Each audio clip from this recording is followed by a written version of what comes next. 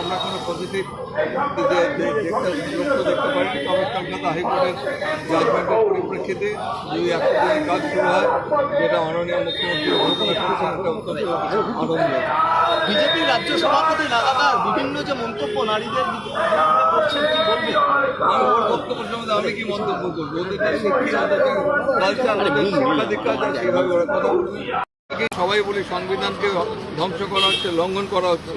সংবিধানে কি আছে সেটাই অনেকে জানেন না।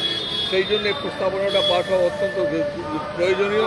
আমাদের সমস্ত বিধায়ক যারা একবার শপথ নিয়েছেন বিধানসভায়, প্রত্যেক বছর এই প্রস্তাবনাটা পাঠ করে তাদের শপথ নেওয়া উচিত। এই যে কেন্দ্রের বিজেপি সরকার যেভাবে সংবিধানের প্রস্তাবনাও পরিবর্তন করার একটা চক্রান্ত করছে, কি বলবেন?